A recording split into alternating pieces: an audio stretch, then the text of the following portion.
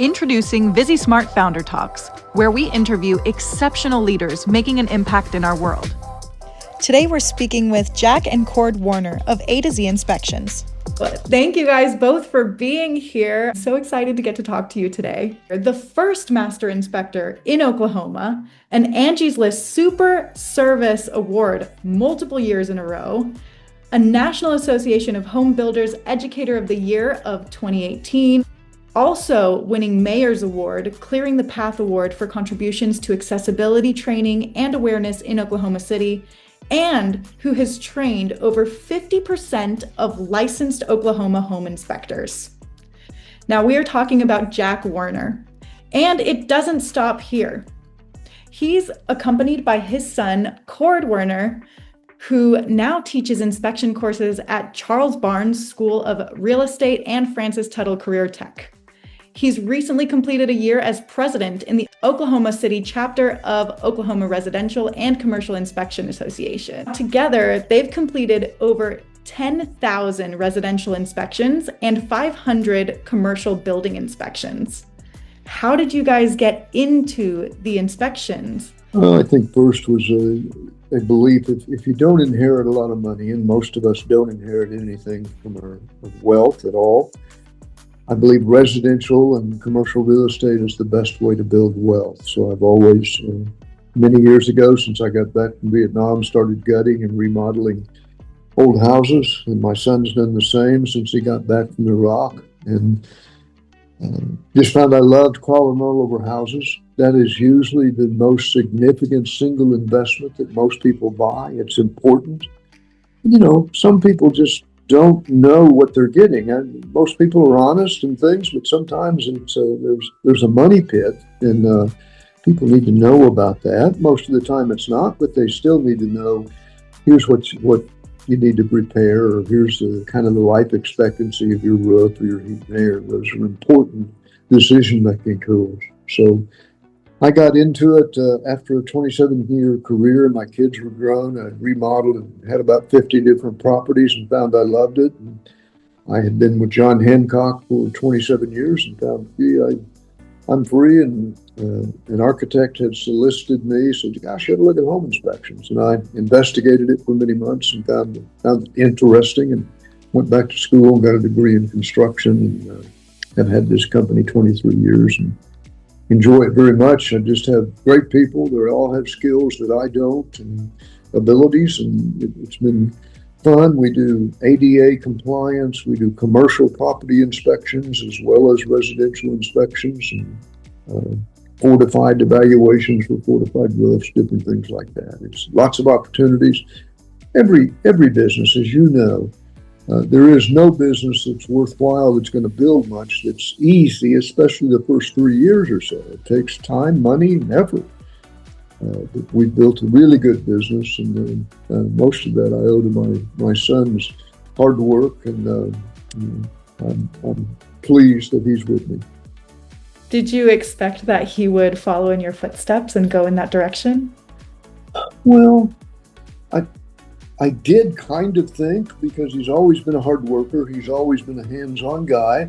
I really thought when he got back from Iraq, they owned a home in Kansas City. And I thought, well, he's going to do it, but he's going to be it up there. So I was real pleased when his wife got transferred here. And he said, Dad, hey, I'm coming to the city. He's been with me now, 17 years, 18? 18. Yeah. Wow. And Cord, was your dad like your inspiration for this? Like, how did you become interested in it? Tell her how wonderful I am. He asked me to come do home inspections with him. And so when we moved down here, I checked it out. And I attention to detail and stuff, I got that kind of drummed into me in the Army. So it fit really well, and I'm really curious. So there's a lot of things to learn and figure out. And I like that stuff. That's how I got going. Amazing. So what are the biggest pain points your inspectors face in their day-to-day work? And how could a solution that automates documentation and visual inspections help free up their time for higher value tasks? From my point of view, the the biggest, I'll say two things. The first thing I'm going to think of, we are highly respected in the industry and known as the most thorough. That sometimes means that the buyer, the person representing the buyer, kind of likes getting us, wants to get us. The person representing the seller doesn't want us anywhere near the house. So that's kind of a pain point. I mean, we really, there's literally a Facebook page strictly devoted to about don't use A to Z, strictly because of that. And that's happening. So thorough? Yeah, absolutely. They don't, they say we killed the deal or something, and we don't. We don't want to do that. Studies show that we don't, and inspectors don't. The deal falls apart usually for financing and lots of other reasons. But everybody deserves to know, is it safe or unsafe according to the latest standards? Is it broken, or is it not working as intended? And everybody deserves courteous communication that, hey, these are just the facts. Everything can be fixed.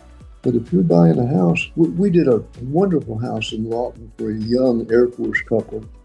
Excellent shape. The heat and air was like 16 years old. It worked well. But you and I both know when they moved in there the first winter, that's going to fail, and they don't have $10,000 to replace the heat and air. So they got to know. We're not trying to kill the deal, but that's the first thing that comes up is yes. And that's gotten less and less as we've gained, I think, more and more respect. And amazing. I studied that and tracked it for several years. And 10 of the realtors said, I'll never use A to Z. Boy, you guys bless the deal. 7 of them used us when they had family members buying a house. They want that thorough inspection. And everybody does. And we've done very well, very proud of that. Hopefully communicate graciously and caring. Everybody at the table wants the deal to close. The buyer, the seller, the listing agent, the selling agent, we do, but we want that buyer to have full information. So the number one thing, yes, we sometimes butt heads with a few realtors. That's gotten less and less and less over the years, I think, as our reputation for integrity has carried over. I would say the second thing that goes adjacent to that, at least, is the amount of time. We always send a minimum of 2 inspectors. We thought we were so bright when we started. We said, we'll finish twice as fast. We don't. We're as slow as the people that send 1 inspector, but that's why we're more thorough. But especially, we do lots of multifamily, large commercial jobs. And I could certainly see we would want to go through 2, 3, 4. We just did a 300-unit apartment complex, and once you know they're all the same and you kind of know the common things through 3 or 4, that app could really be helpful in processing because we know these things. We've seen these 4 units. We know that the windows are a problem here, or that the heat and air appears to be 15 years old, whatever it is. Then the app with photos could really save time in moving forward, if I'm making sense. What? I guess for an app, one of the things is just the report itself. It's kind of, I found the problem, now I need to tell people where the problem is and what the problem is. And kind of, once you figure out what the problem is, if it can help automatically say, okay, I got a broken window and it's in this corner bedroom, something like that, can simplify that a lot. And I guess we all say things differently. And especially if you go from state to state, the way people speak, the language and the words they use to describe one thing could have 20 different words for it. And kind of getting that uniform across the board, because we have multiple inspectors, we all put our own way of saying it in there. And had an inspector write something up, and I'm like, what is it? Oh, well, that's what I call it. It's like, huh? I've never heard that. I've noticed this in different dialects in different countries as well. I took a medical interpreting course once, and the same word was a bad word in some countries and used in other countries. So to know exactly which word to say to this end client was really important. Because from one place or another, you could be insulting them by accident by just saying that word. Yeah. So and sometimes they just can't identify what you mean. We had a home in Wisconsin many years ago, and the first time I heard somebody say the bubbler, they're talking about a water fountain. Oh, I've never heard that before. So different things. It's good if we can use two words, if we know that there are two words to describe something to be helpful to people if they're moving here from another place. So how important is accuracy and speed in your inspection reports? And how would real-time computer vision help you in creating more speed? Both are important. I would certainly say, I think Cord will agree, accuracy is more important. Sherry is very fast and very accurate. Cord is slower, more meticulous and extremely accurate.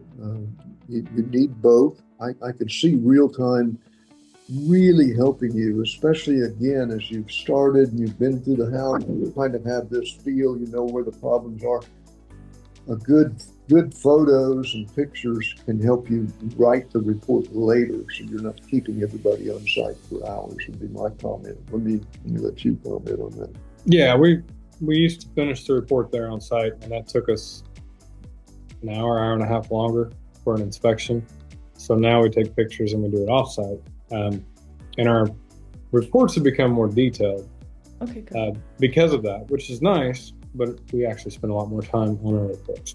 And what if your reports were automated? Like, what if you would take that video or that image and immediately the problem statement and all of the, like you could just add notes if needed, but it was all written for you, everything was just done.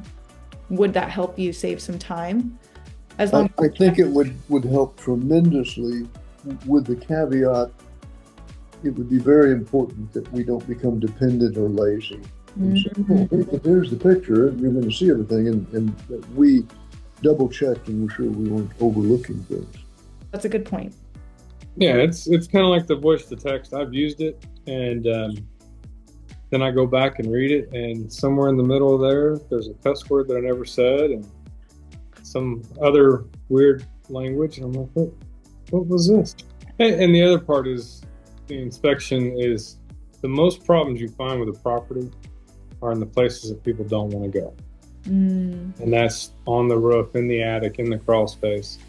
Because not only do you not want to go there, but the guy that's doing the work, he doesn't actually want to be there either. So when they get, it's working.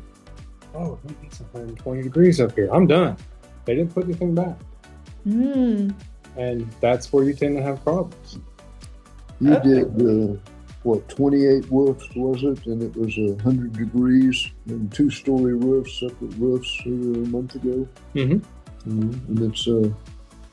that's, I guess it could be helpful, but I don't think good photos would, they're not going to take the place of somebody with a Hague engineering certification on commercial and residential roofs and walking every inch of that. Well, at some point, I'm assuming you could send up either a drone or like a little robot that could rove around and gauge the temperature and analyze all of the aspects of that roof for you. And then it takes out the danger aspect to the job.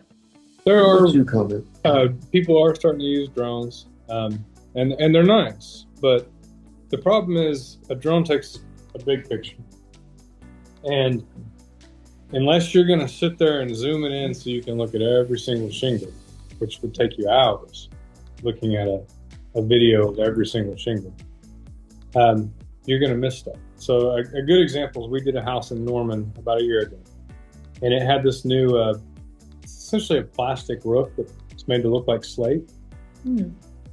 Our inspector got his drone out, stuff like that, took pictures. I looked at it, didn't see anything wrong in the pictures. Then I got on the roof, and almost every shingle was cracked in the exact same spot. Oh no. You didn't see that with the pictures from the drone. And the roof had to be replaced. It was a manufacturer defect. But because I got on the roof and saw that these are all cracked in the exact same spot. It's not hail, because it wouldn't be in the same spot. This is some kind of defect. Would not have realized that with those pictures unless I had sit there and spent an hour going over every single shingle by zooming in all those pictures. Interesting. So then if that were the case, then there would need to be something to help you. So let's say the little robotic creature could inspect every single shingle and then just give you the report of how many were broken or not. Yeah, I mean, if you could train stuff to do it, but it would take time. There's robots now that go in the crawl space, but I was at an inspection and an engineer was there. He had a robot to go in the crawl space, so he didn't have to. He lost signal, so he had to go in the crawl space. No, I guess that's the true test, right? Yeah. The signal. Right now, drones can really be positive and complementary. For instance, especially on commercial jobs, flat roofs, that drone and infrared camera can show moisture. Here's a spot that's a leak because you see a different color, in the infrared camera. In my opinion, I guess things will get there as we become more technologically skilled and advanced, meaning us and the people that make the stuff. But it's, I wouldn't trust the drone yet for what we do. It can be a tremendous compliment. We can't see the difference. This is green and this is red just by looking at it with our eyes, but the infrared camera or the drone with the camera can show us that, and is a real positive, important compliment. But I haven't seen anything, I think, that's going to take the place of getting on the roof and covering every inch of it yet. No, yeah, I mean, there's definitely things that they can spot right away. I mean, a big thing on a roof is trees growing on the roof. I have actually seen a tree once I got on the roof. It went through all the shingles, and then it actually went through the 3/4 inch wood decking and was starting to make a hole in the soffit all the way on the other side of it, because it was just been sitting there rubbing the roof for who knows how long. Oh, no. But that's something a drone could pick up instantly is, hey, this tree's on the roof. Penetrations are like the most vulnerable point of any roof, and you can zoom in on that and probably find an issue pretty quickly with that. But other things with individual shingles and stuff, that's going to take some time to figure out how to make that work. Yeah, of course.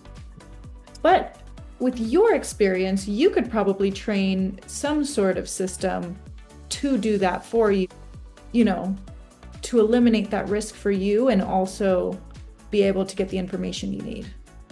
Something to think about. You've heard the term, the input you put in is the input you're going to get out. And I think you're touching on the very important thing. It would take a really, not just a computer skilled person, but a roof skilled person to really put in all the things. To my knowledge, Ford's the only inspector in the state that's had the Hague Engineering certification for commercial and residential roofs for dozens of years. That's the most professional one.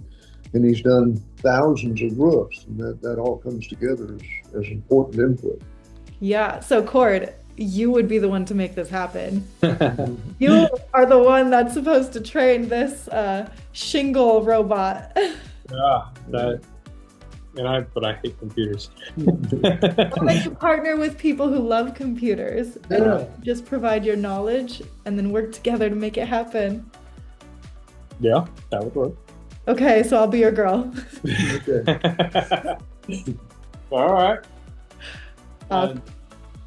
But yeah, those kind of things, and a drone, maybe a walkthrough could catch poor drainage is a common issue with structure for houses.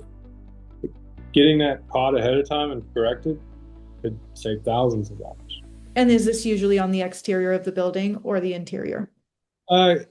If it gets really bad, it becomes part of the interior. Mm-hmm. It usually starts on the exterior. Okay, awesome. So this is before water damage. This is to make sure there is no water damage in the future. Right. Your statements are making me think of something that I've been told in other states, Florida and California perhaps, that they do this consistently. And I'm talking about what we call a seller's inspection. We've done several over 23 years, but a very small number. Obviously, 98% of our inspections are for the buyer. But the recommendation, if you read Gary Keller's book, How to Make $1 Million in Real Estate, one of the things he advises his agents is when you get a listing, you get an inspection up front, you get that information. I'm going through all this because I could see how your app could really be used by sellers in going through. We do a visual and accessible, and there's no way that you couldn't easily convince me you're going to cover 80, 90, 95% of the stuff that we might catch. The app may not catch everything to our level, but what a powerful thing for people that are selling their house to use your app. Oh, okay, I need to fix that. I didn't realize that. The drainage or the roof piece or flashing, whatever it might be. Yeah, and for disclosures, Yeah. a lot of times buyers either don't disclose something or they don't even notice that it needs to be disclosed. And then there's a lawsuit afterwards because the well was dry. But and there's people that we've done inspections for. The owner was there. They've been there for 15 years.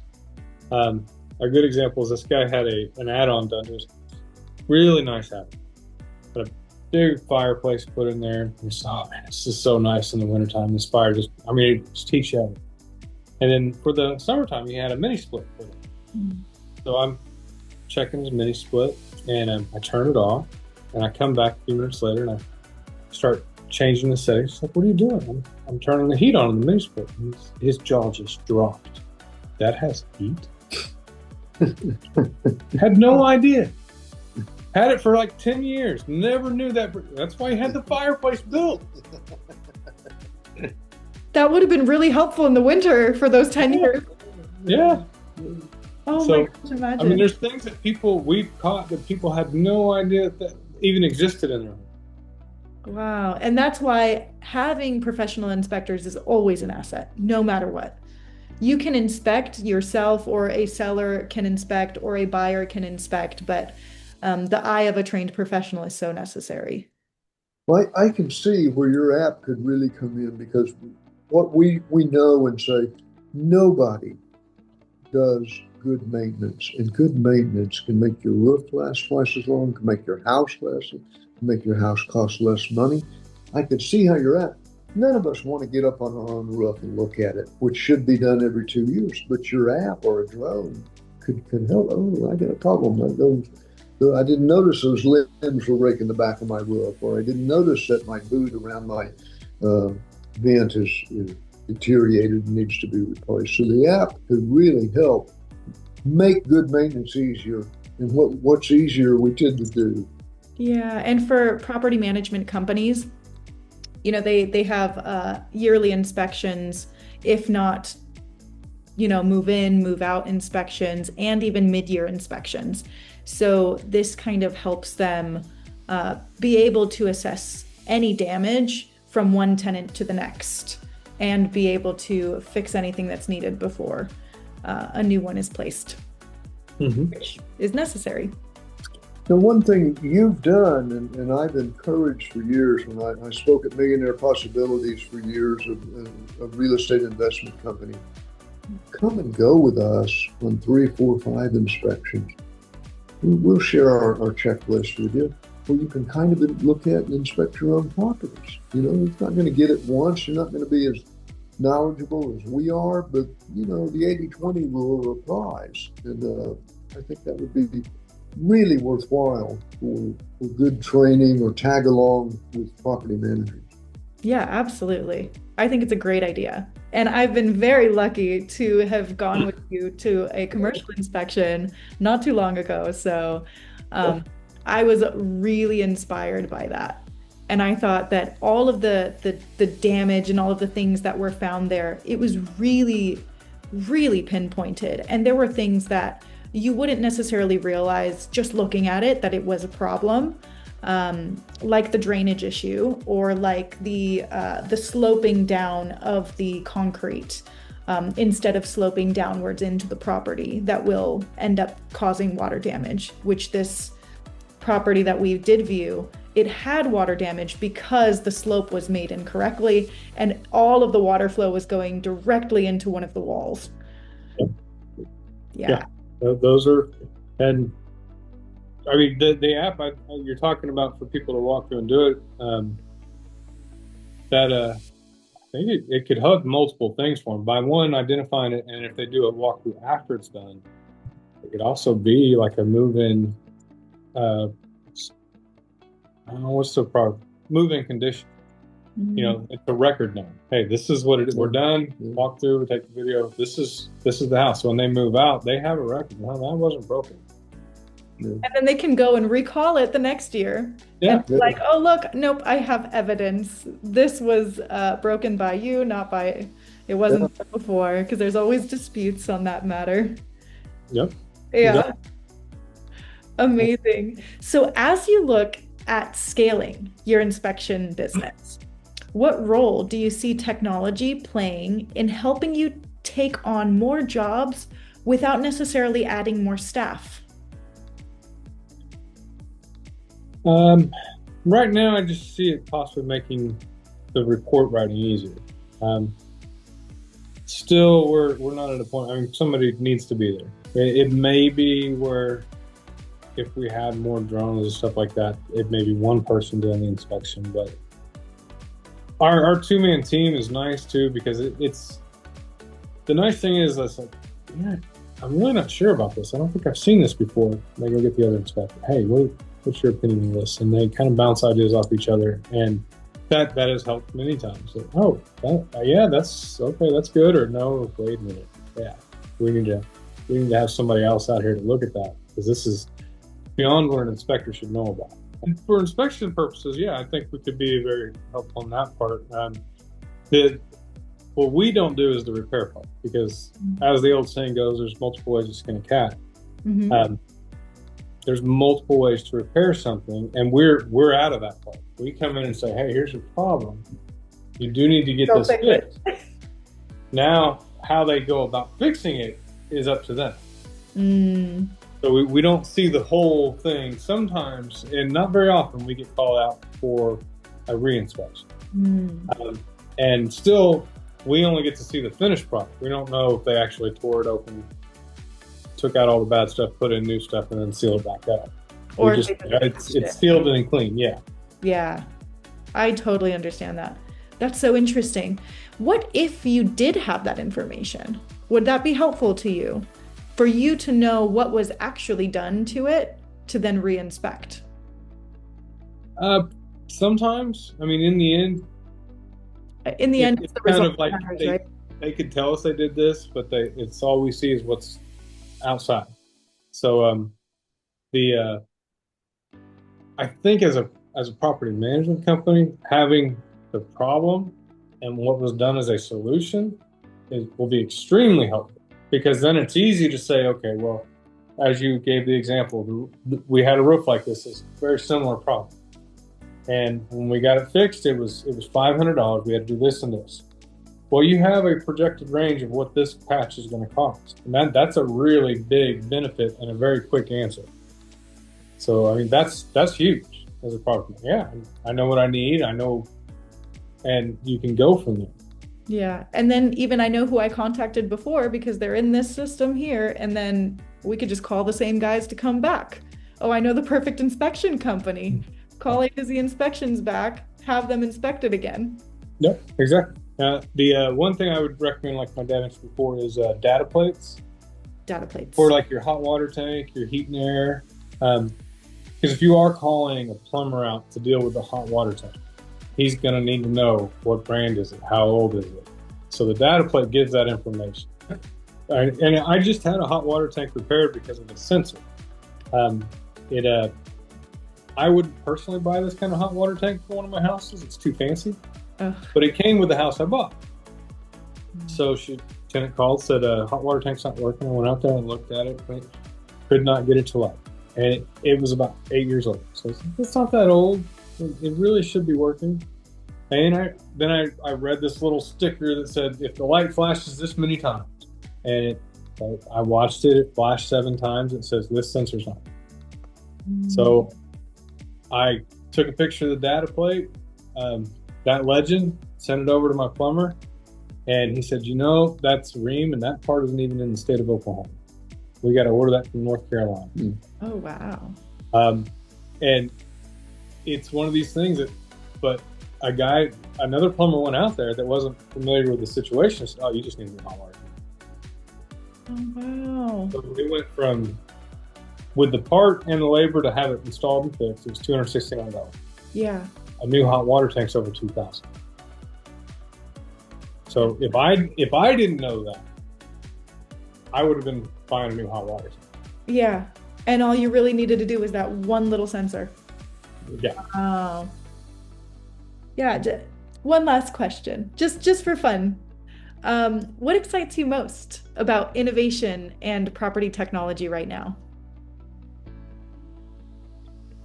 I'm kind of interested about electric bills, gas bills, everything's going up. I just got another notice in the mail that O&G wants to raise our rates again, and they just did it like 6 months ago. So,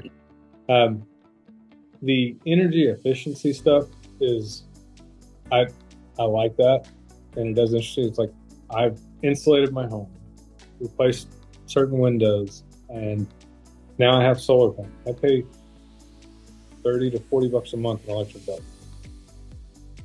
Oh, that's me. good. I've told the story 100 times about coming home from Vietnam, and my dad down in Ardmore was sitting there holding this piece of paper, and our parents have a strange way of talking. He said, well, it wasn't that we didn't have enough money, we just lived too long. And when I walked over and looked at this piece of paper, what he was looking at was his electric bill for the month. Their house had been paid for years, but the electric bill was higher than their mortgage payment had ever been. And Cord's right on. 10 years from today, you're going to see your electric bill at least be double. So I think energy conservation is a huge deal. That's number one. Number two, for me, there are some really good building systems out there. I've had some articles published. Fortified is just a high quality building system. You can, different levels, you build a whole house fortified, but the roof, a fortified roof gives you the 80-20 slam benefit. The other's ICFs, insulated concrete forms. We built a new room on the back of our house to match our 115-year-old house and used ICFs, and that meets FEMA storm requirements. It cuts your energy bill by 50%. It won't on our house because the rest of the house isn't ICF, but an ICF home will reduce your energy cost by at least 50%. I'm excited about those. And then what you and I briefly talked about last night, it's going to take time. Technology has a way of coalescing and going faster than we imagine, but yeah, you will absolutely see in your lifetime houses built with a little bitty microchip in every piece of piping and lumber and shingles that says, oh, this shingle is loose, or it's worn, or it's leaking, or this pipe is about to, the joint's about to give way. And that'll feed into a home-based computer that you just, ding, here it is tonight. Hey, pay attention to this. That's my That'll dream. be there. That'll be there. And that's exciting. There was a movie, a children's movie on Disney Channel growing up. It was called Smart House. Mm-hmm. And it was that exact same concept with this AI house that they would just push things onto the floor and it would just clean it for them. Somehow it would be absorbed into the carpet and then everything would just be spotless again. Oh, That was Jetsons when I was a kid. I would mention one other thing that we're so fortunate. Look at us and you, and we have our hands and arms and minds. I have a passion and always have since Vietnam for people that are disabled. We've got a state official that you would know if I named him that was probably from Agent Orange, and he is almost a vegetable in a wheelchair now. But he can still run his own house because of what one of my guys in resilient technology, he can breathe into a tube and move things. He can talk and say, lock my door, turn on my light, take my wheelchair to this room. Technology has done so much for people that we don't think of and don't need to on a daily basis, but we've got so many people with some severe disabilities. And technology can make their lives so much better, so much easier. It's never going to fix them. We got a ramp here at the back door now, which I'm excited about, called the Flex Step. Our house, 115 years old, when Willis came over in a wheelchair, we had to go up and pick him up and carry him into the house. And he could stay for a while, but he couldn't go to the bathroom on the ground floor. You got to go downstairs or upstairs to get to a bathroom. And we built on a totally accessible office and room in the back. But the flex step is from Denmark. And you and I can go back and there's beautiful steps we can walk up and down them. Willis can come over and press a button and it lowers to a ramp. He can roll his wheelchair in, it lifts him up, he can roll right into the room. And we've got a fully accessible bathroom back there. Technology is so powerful for so much good, so many possibilities. Yeah, we just need more people with really good morals and values to be developing it. Yeah, it can do damnable things, but there's so much powerful good out there. Well, it was so wonderful to have this conversation with you two. Thank you so much for being here today. Well, thank you.